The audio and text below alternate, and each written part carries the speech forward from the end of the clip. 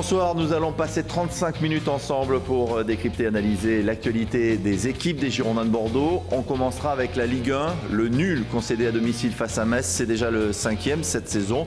Réaction du buteur Wabi Kazri, mais aussi du président des Marinés Blancs, Jean-Louis Trio.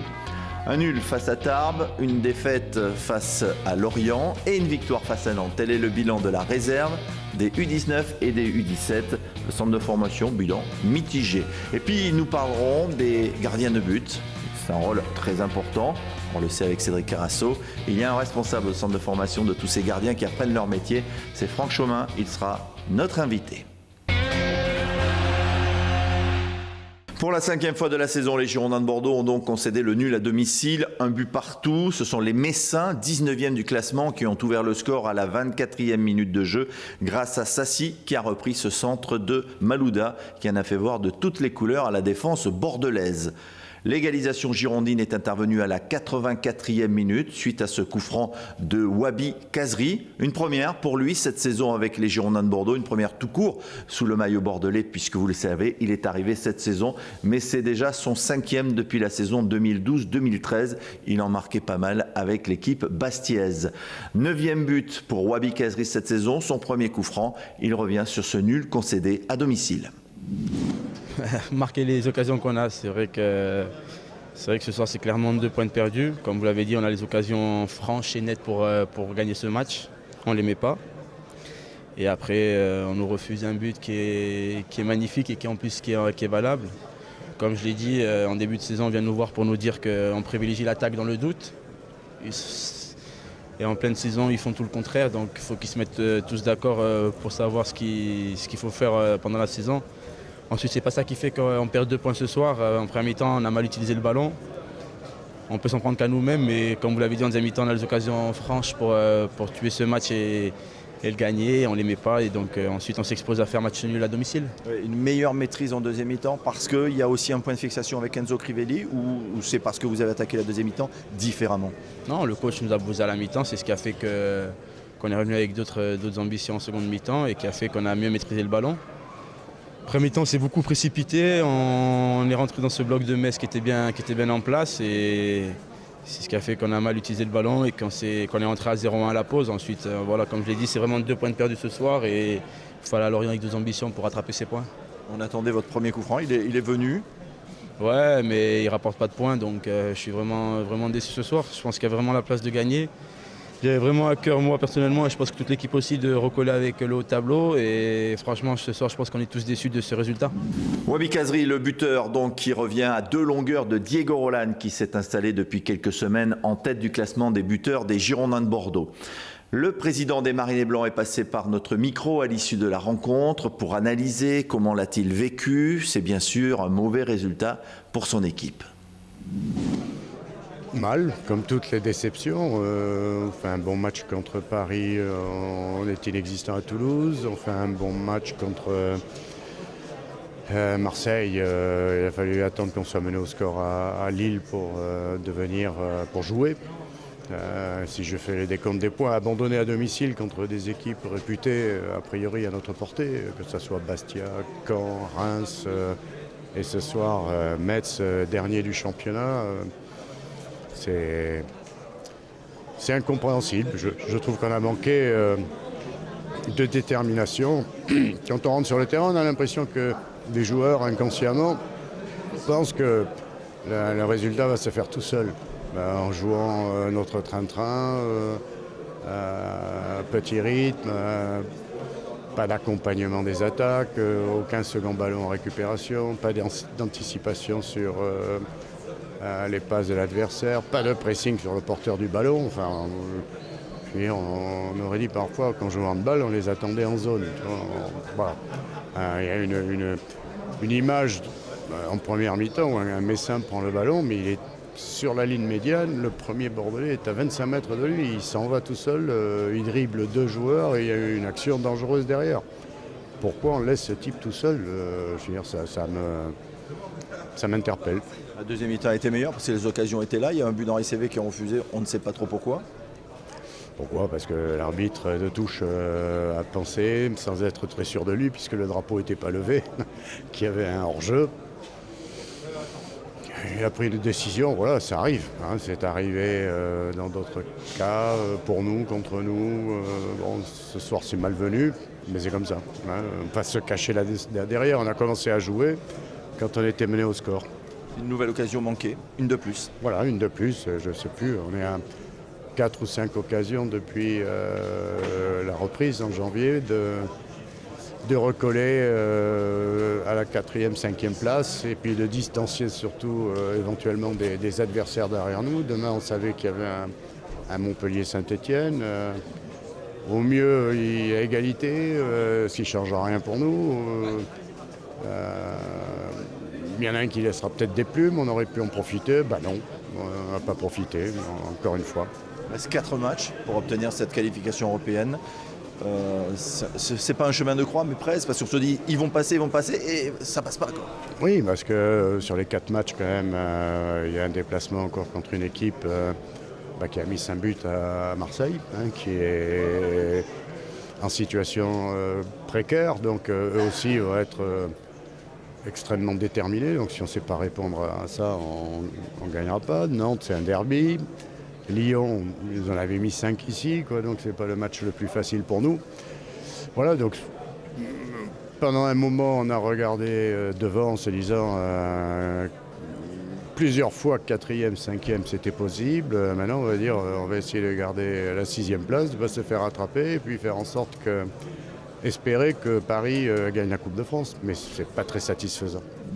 Dans cette rencontre, Bordeaux s'est vu refuser un but à la 60e minute, un retourné acrobatique d'Henri Cévé. L'arbitre a, semble-t-il, signalé une position de hors-jeu ou un retour de position de hors-jeu de Henri Cévé. On ne sait pas trop. En tout cas, la vidéo nous aurait peut-être aidé sur ce coup-là. Elle sera utilisée la saison prochaine, la vidéo, mais seulement pour voir si un ballon pénètre dans un but. Il s'agit du fameux Godline, la technologie sur la ligne de but, déjà vue lors de la précédente Coupe du Monde. C'était au Brésil. Alors, est-ce que ça va apporter quelque chose? Est-ce qu'il faudrait faire plus?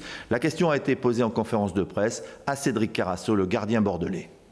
Moi, j'ai mon avis sur la vidéo. Je pense qu'à mettre la vidéo, il faudrait un peu plus s'inspirer du rugby, c'est-à-dire de mettre vraiment une vidéo, quoi. Pas... Oui, c'est bien, mais c'est pas...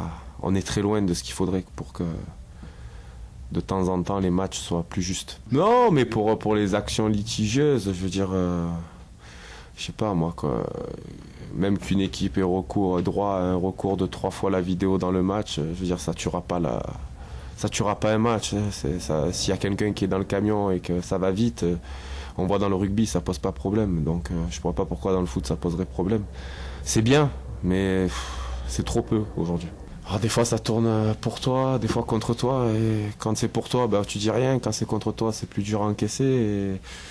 Et aujourd'hui, même pour on va dire pour la protection même des arbitres sur certains matchs, ça serait bien, parce que il faudrait pouvoir avoir quelque chose qui aussi les décharge un peu. Ils se mettent une pression terrible, ces gars, par rapport à tout ça. Voilà pour les réactions en accueillant ce lundi soir. Philippe Fargeon, bonsoir. Bonsoir Alain. Bordeaux qui ne gagne pas contre les petits, ça y est, on s'y est fait. On est obligé d'en parler toutes les semaines. Oui, c'est ce qu'on disait. C'est vrai que quand on regarde le nombre de points perdus contre ces équipes dites plus faibles, on se rend compte que si on les avait, on serait peut-être sur le podium. Pourquoi on n'y arrive pas? Je vous pose traditionnellement cette question, on la pose aux joueurs, mais on a l'impression qu'il n'y a pas de réponse. Mais si la réponse, quelle peut être la réponse quand on est capable de faire des matchs comme ils ont fait contre Paris Saint-Germain? D'aller gagner contre Marseille, je pense que c'est plus Marseille qui a perdu que Bordeaux qui a gagné ce match-là. Mais peut-être une question de concentration, de volonté, peut-être aussi. Ou alors on a l'impression qu'on peut faire le match, faire la différence tout seul, parce qu'on veut marquer ou parce qu'on veut être bon dans ce genre de match. On a l'impression qu'on peut tout faire facilement et puis on est vite rattrapé par la réalité. On a rêvé de 3e place, c'est fini? Ça va tellement vite. Ça va tellement vite. En tout cas, on est en train de perdre des points. Allez, on découvre les résultats de cette 34e journée avec 36 buts inscrits. Oui, ça a beaucoup marqué ce week-end. Je ne sais pas ce qui s'est passé, mais enfin, c'était porte ouverte. Carton pour Paris, 6-1 face à Lille. Lorient qui gagne à Marseille 5-3. Lyon face à Reims 4-2. Et puis Guingamp, Bastia et Monaco qui se sont imposés à Caen, Évian et Lens. Parmi les temps forts, il y a ces cartons, donc, et notamment celui de Marseille qui se fait exploser à domicile 5-3. Il faut remonter dans les années 80 pour retrouver trace de ce genre de défaite. Et Lorient qui gagne, qui se fait du bien. Alors qui c'est quoi? C'est Marseille qui a perdu le match, c'est Lorient qui était meilleur? C'est un concours de circonstances qui fait qu'on se trouve Marseille est surprenant parce que Marseille a quand même un potentiel, on le voit à chaque fois. Combien de matchs, alors c'est pire que nous, combien de matchs Marseille aurait dû dominer de la tête et des épaules, a dominé de la tête et des épaules et s'est retrouvé en difficulté. Là, ils sont au fond du trou. Je crois qu'il y a quand même un problème, très certainement un problème entre les joueurs. Son Carbo déjà, pardon, oui, son Carbo très certainement, mais il y a quand même une question d'organisation, de volonté. Je pense que Bielsa a fait des modifications à des moments qui semblaient opportunes. Il y en a beaucoup aussi où ce qu'il a fait ne semblait pas être des meilleurs, avec les meilleurs résultats. Là, il a joué avec Nkoulou et Morel, et après c'était Ayou qui était arrière-gauche, Lemina, après il a changé, il n'avait plus d'arrière en fin de match. Une fois ça peut marcher, mais pas tout le temps. Par contre, c'est la bonne opération pour Lorient, prochain adversaire des Girondins de Bordeaux. On écoute l'entraîneur Sylvain Ripoll. Oui, Jordan a fait un très bon match, mais j'ai envie de dire comme beaucoup de ses coéquipiers également. Mais oui, en tout cas, ça se fait naturellement, ça c'est sûr. Après, mais j'ai pas envie de sortir Jordan particulièrement de l'équipe, même si effectivement il a été très très bon et je pense qu'il avait à cœur de briller, notamment ce soir. Mais voilà, c'est des comportements qu'on doit avoir toutes les semaines et encore plus sur les 4 matchs qui restent, c'est évident. Philippe, Lorient fait la bonne opération parce qu'ils avaient Bordeaux derrière, ils savent très bien que contre Bordeaux ça sera compliqué, ils se sont donné un peu de bonus quoi. Oui, je crois que chaque match pour ce genre d'équipe, même pour celles qui jouent la Champions League, chaque match est une finale, donc Lorient vient de faire un très bon résultat, je pense qu'ils vont être avec des armes un peu plus confiantes contre Bordeaux, mais de toute façon il faut qu'ils refassent un résultat contre Bordeaux derrière s'ils veulent s'en sortir. 1-7-0 pour le PSG face à Lille, 6-1 avec un triplé de Lavezzi, tout arrive, même lui peut marquer des buts, 2 de Cavani. Oui, voilà, après c'est le Paris Saint-Germain qui monte quand même, qui vont quand même réussir une très bonne saison. Il ne faut pas l'oublier qu'ils sont vainqueurs de la Coupe de la Ligue, qu'ils seront très certainement vainqueurs de la Coupe de France, même si le match n'est pas joué. Puis qu'en championnat, ils sont bien partis aussi, donc c'est quand même une bonne saison. Mais ils jouent à 4 grands joueurs et puis des bons joueurs à côté. Laurent Blanc a-t-il, avec son équipe, lancé un message fort à la Ligue 1 en disant oui, on est toujours là, sa réponse? Non mais ça c'est des trucs de journalistes, le message, on n'a rien envoyé du tout. Nous on fait notre parcours nous proposait avant ce match-là 6 matchs. Il faut prendre des points. On a la possibilité de jouer 4 fois à domicile. C'est d'essayer aussi de prendre le maximum de points à domicile. Mais après, une fois qu'on a fait ce qu'on devait faire, on n'envoie de message à personne. Nous, on est heureux d'avoir gagné ce soir. On va bien se préparer, bien récupérer, parce que, encore une fois, l'incohérence du calendrier nous fait jouer mardi. 48 heures, 3 jours à peine de récupération.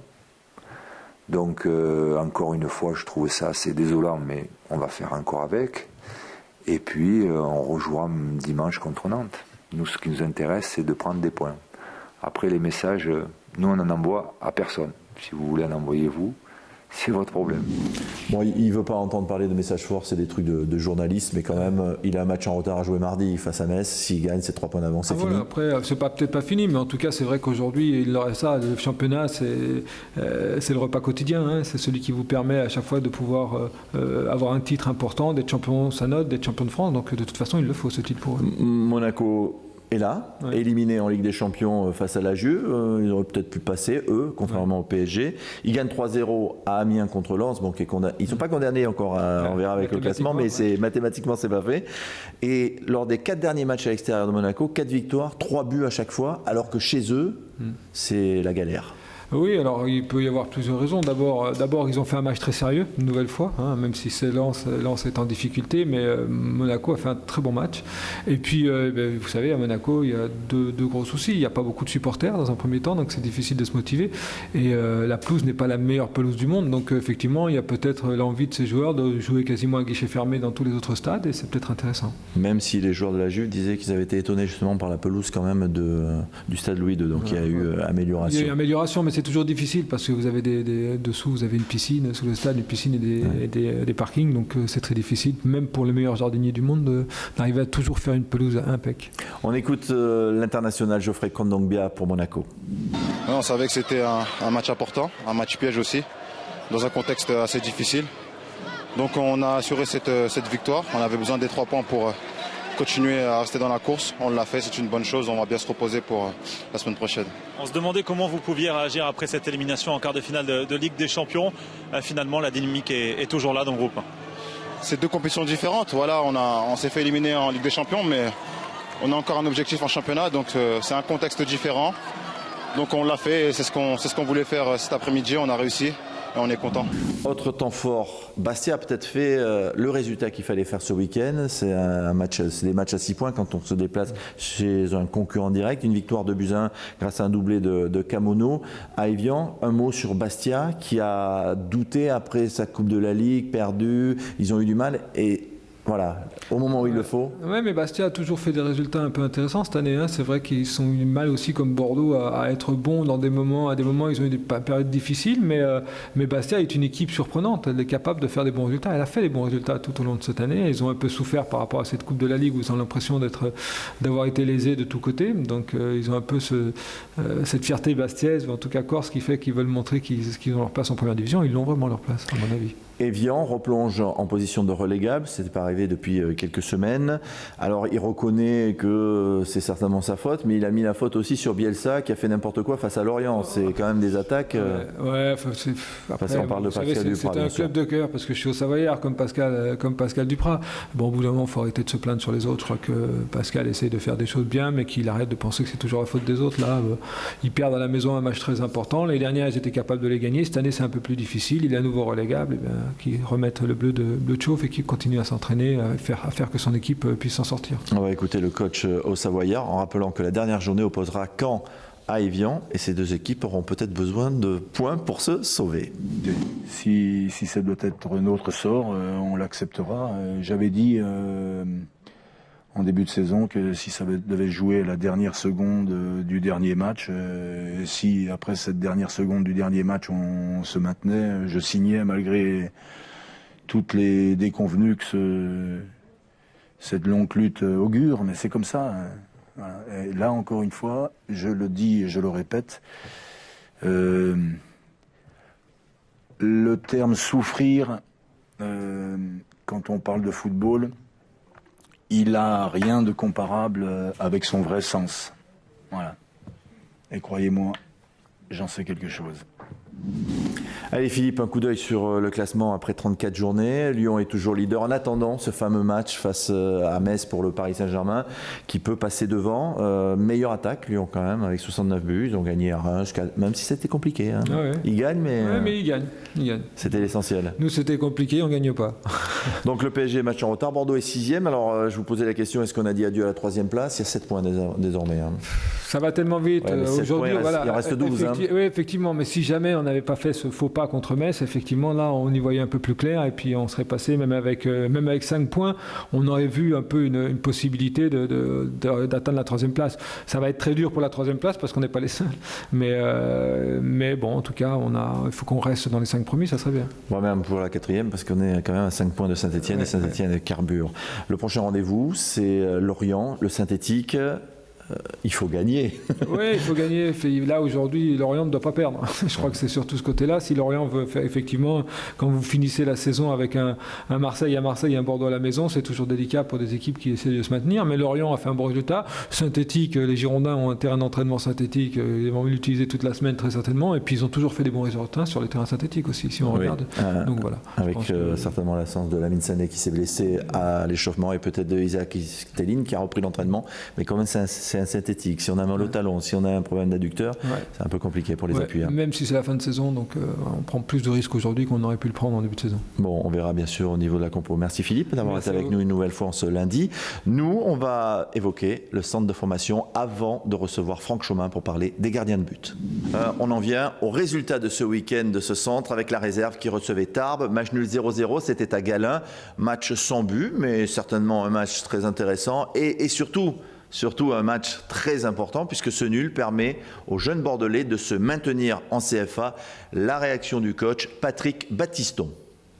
Ces 2 points nous permettent d'avoir assuré maintenant le maintien, donc c'était quand même l'objectif sur les dernières rencontres, dans la mesure où on avait eu un match, une période février-mars très compliquée, on n'a pas gagné ici pendant 4 matchs je crois, ou 5. Donc voilà, maintenant c'est entériné. Ça permettra peut-être de jouer d'une façon plus détendue encore. On a vu ce soir, aujourd'hui, des garçons qui avaient envie, qui ont été peut-être bien gênés par une belle équipe de Tarbes qui était bien en place. On s'est créé des occasions, on a failli aussi prendre des buts. Donc c'était un match plutôt ouvert. Et je pense qu'on a fait ce qu'il fallait. Après, on a manqué un peu de détermination défensive par moment. On s'est fait peur, mais globalement, allez, ce match nul a de bons enseignements. Les autres, ce qui est un peu négatif, on va l'oublier momentanément pour savourer quand même ces 2 points-là.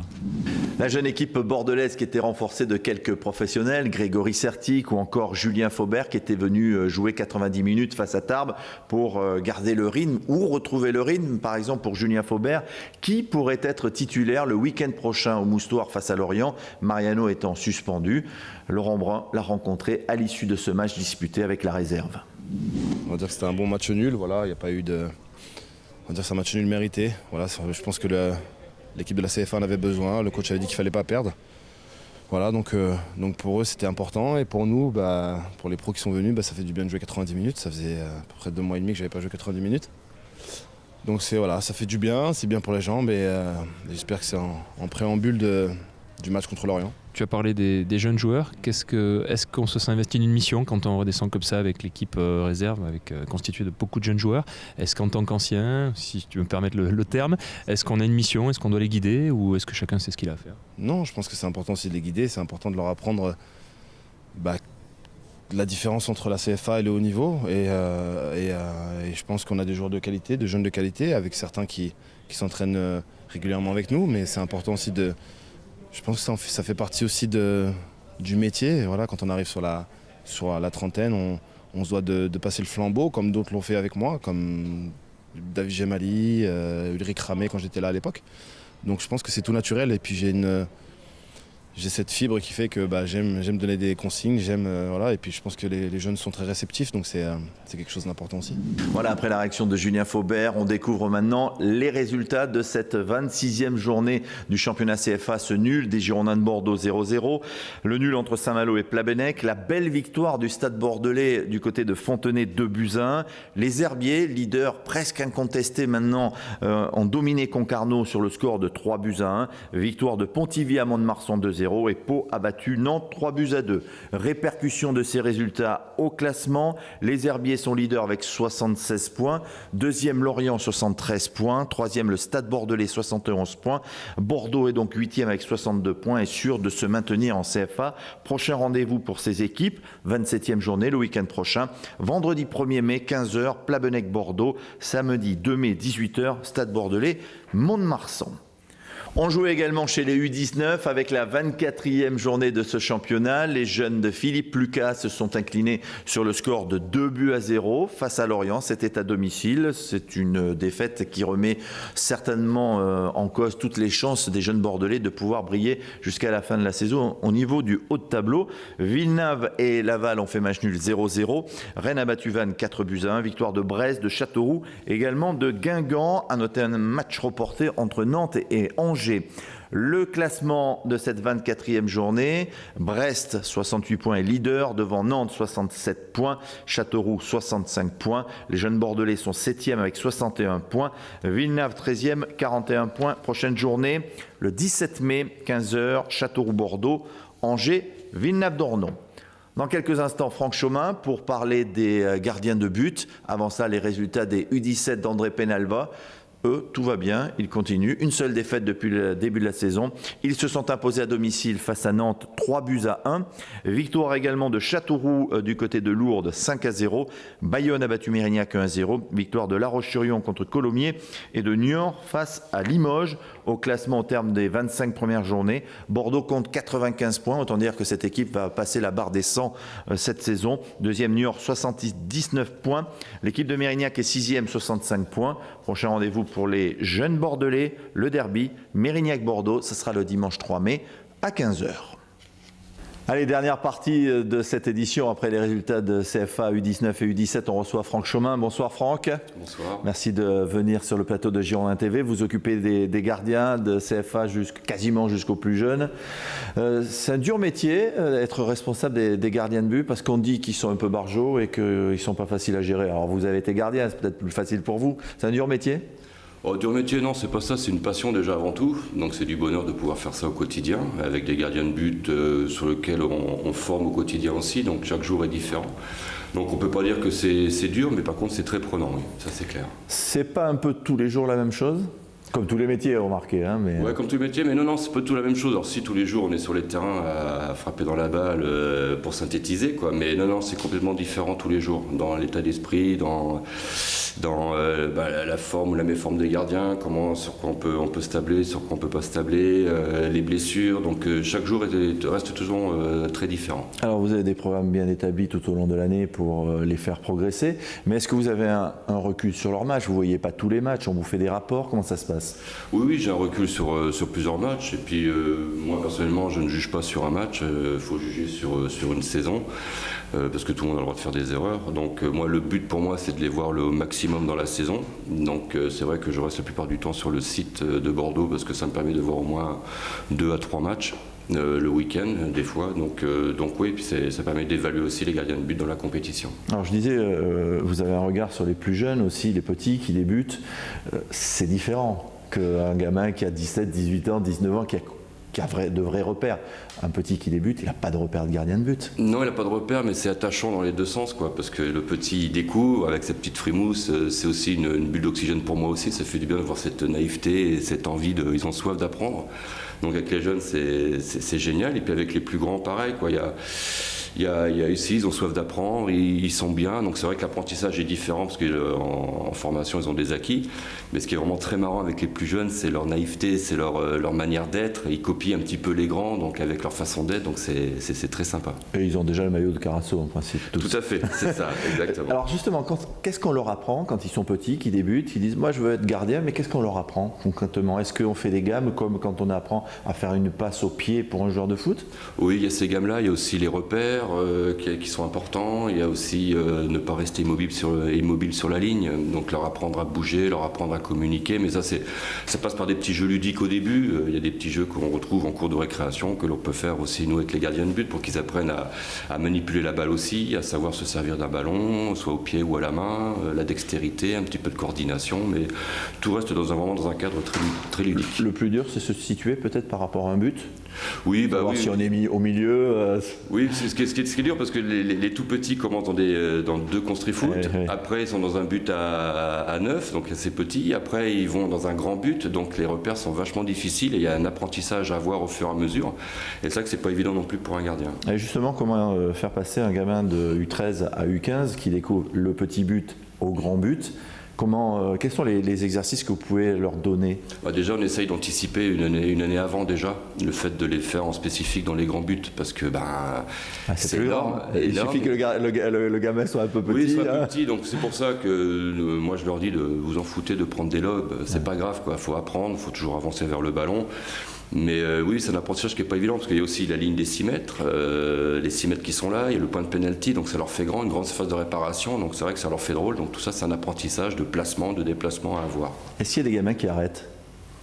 Dégoûté par justement je prends trop de buts, je me suis fait lober, j'en ai marre. Oui, pas aux Girondins, parce que Girondins vous choisissez les meilleurs quelque part. Oui, puis le but c'est leur apprendre aussi que voilà, malheureusement il faut accepter à prendre des buts, il faut accepter aussi à faire des erreurs, mais c'est notre rôle justement, nous éducateurs, de leur faire comprendre pourquoi ils ont fait ces erreurs-là pour pas les reproduire derrière. Donc il faut être patient, c'est tout, quoi. Alors je disais en préambule, souvent les gardiens ils sont un peu barjots, parce qu'il faut en avoir quelque part pour aller dans certaines situations. Et quand on est gamin, on n'est pas barjot, ça vient après. Ah, il y a de tout, il y a de tout. Il y a de l'enfant qui est très timide dans son coin, et puis il y en a justement qui s'identifient aux autres pros et qui se mettent à crier, à sauter de partout. Voilà, c'est complètement aléatoire, quoi. Il y a le critère de l'espace aussi pour les gardiens quand il faut plonger. Ah oui, ils adorent ça, quoi. Ils adorent ça, quoi qu'il arrive. Vous leur lancez un ballon et puis vous donnez de plonger. Bon, que ce soit sur le ventre ou n'importe comment, voilà, ils s'éclatent, quoi. Pour eux, c'est plonger, c'est être là, c'est faire des parades. Voilà, quoi. C'est très spectaculaire aussi, quoi. Quelle est la journée de Franck Chaumin ?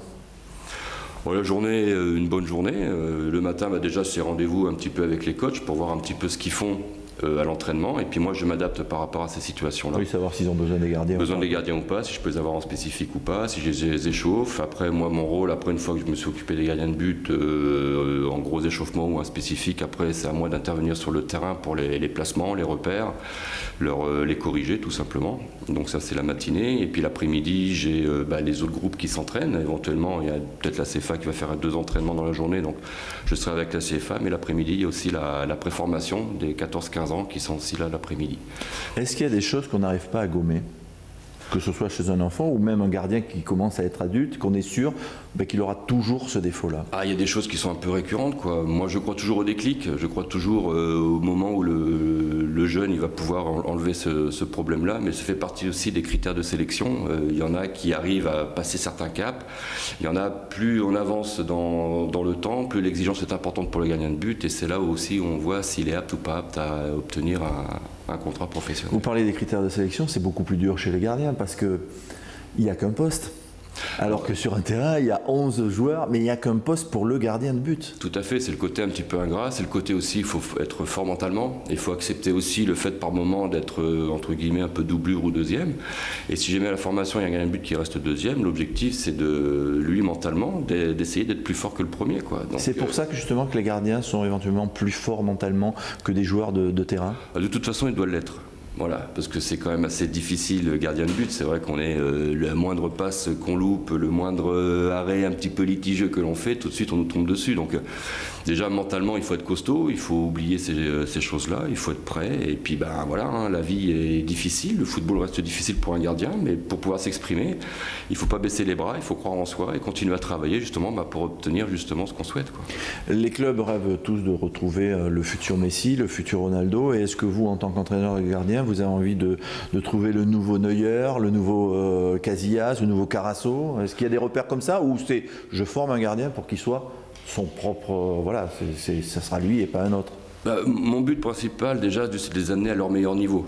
Donc leur meilleur niveau, ça peut être niveau DH, ça peut être niveau CFA, ça peut être niveau pro. Voilà, ça c'est la première des choses. Après, oui, le but, quand je suis avec les gardiens de but, quand on recrute un gardien de but, on a toujours espoir en lui. Et après, comme je disais tout à l'heure, c'est l'évolution des années qui vont nous permettre de voir s'il y a vraiment un potentiel ou pas. Il y en a qui vont peut-être être discrets jusqu'à 15, 16, 17 ans, et puis d'un seul coup, avec un déclic, ils vont se révéler. Et là, on dit, purée, ouais, il y a de l'espoir, on continue à travailler dessus, et puis voilà, quoi. Moi, j'y crois toujours, quoi. Est-ce qu'on est dans la mode des grands gardiens, comme Petr Cech ou Courtois? Alors ce sont des grands gardiens dans la taille aussi, dans la taille et dans le talent bien sûr, mais on voit des gardiens de but comme Lopez à Lyon qui fait des très bonnes choses, parce qu'aujourd'hui la qualité principale d'un gardien de but c'est la vitesse, et c'est vrai que les tailles moyennes entre guillemets ont déjà cette base là, c'est vachement important, c'est très très important même. Maintenant l'objectif c'est d'avoir un charisme derrière, d'être rassurant. Donc après qu'on fasse, des fois il y a des gardiens de but d'1m95 qui ne sont pas rassurants, et des gardiens de but d'1m83 qui seront beaucoup plus rassurants pour un groupe. Donc voilà, il faut exister derrière. Donc après oui, la taille ça permet aussi de prendre plus de place dans le but, quoi. Mais les ballons vont beaucoup plus vite, les ballons sont plus légers, donc une nouvelle technologie aussi, donc il y a ça aussi à s'adapter. Oui, parce que quand je vois les gardiens que vous avez, ils ne sont pas petits quand même, hein. Ah non, ils ne sont pas petits. La sélection c'est fait par le haut. J'ai des gardiens de but d'une taille intéressante, j'ai un petit peu tout, c'est un petit peu disparate, mais voilà, quoi, c'est un choix. On est dans un club aussi de haut niveau, donc on essaye de faire au mieux pour satisfaire les pros derrière. Alors il y a des gardiens qui malheureusement ne vont pas pouvoir poursuivre leur carrière à Bordeaux. J'ai vu que Barrière par exemple allait quitter le club. Vous le coachez toujours, vous êtes toujours derrière lui, et il a toujours envie de bosser? C'est difficile quand on apprend ça. C'est toujours difficile pour lui, c'est clair, parce qu'il a passé 4 ans ici, il est arrivé avec une base, il a vachement appris, c'est un exemple pour la formation, parce que c'est quelqu'un qui est à l'écoute, qui est bosseur, qui a soif et qui aime le club. Donc ça, c'est des choses qui sont hyper importantes. Donc maintenant, voilà, je pense que Gabriel, l'objectif pour lui, c'est qu'il puisse maintenant s'exprimer, qu'il puisse démontrer ce qu'il sait faire, parce qu'il a quand même eu l'opportunité de faire le stage avec les pros de début de saison, de faire des entraînements avec les pros, donc il a un certain potentiel. Maintenant, je pense qu'aujourd'hui, pour lui, il est de pouvoir l'exprimer ailleurs, quoi. Il y a un futur Carasso à Bordeaux ? Futur Carasso, moi je le souhaite au quotidien. Je le souhaite au quotidien. Il faut être patient, il faut aimer, il faut travailler, il faut y croire. Il faut y croire aussi parce que ils sont jeunes, donc ils ont le droit à l'erreur, ils ont le droit d'être aidés, ils ont le droit d'être soutenus. Donc oui, j'y crois bien sûr. Comment se passe la dernière question, Franck? Comment se passe la sélection? Imaginons, je suis un gamin de 13 ans, je suis gardien de but, j'ai envie de jouer au Girondins. Il faut que je sonne à la porte ou c'est le club qui viendra vers moi si je suis bon?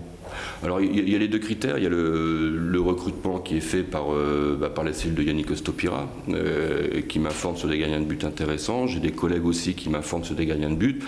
Moi je ne ferme pas la porte parce que je pense que n'importe quel jeune a le droit aussi de venir, a le droit de voir un petit peu ce que c'est dans un club pro. Je sais qu'au niveau des jeunes, avec Bruno Gouzou, on n'hésite pas à prendre des jeunes de l'extérieur pour leur faire découvrir aussi ce qu'est le gardien de but, l'entraînement, et puis pour nous aussi on a un regard dessus. Donc on prend, si un gardien de but veut venir avec un potentiel intéressant, on les prend de temps en temps pour voir un peu de quoi ils sont capables. Merci Franck d'être venu sur le plateau des Girondins TV. Merci beaucoup. Pour parler de votre passion de gardien de but, parce que vous avez été gardien de but, il faut le rappeler quand même. Merci et on vous suivra tout au long de cette saison qui s'achève bientôt et puis les autres saisons, on va suivre aussi un futur Carasso. Merci. Demain, rendez-vous avec la suite des aventures du Clubhouse. Ça sera avec Emmanuel Bissirier. Je vous souhaite une bonne semaine à l'écoute des programmes de Girondins TV.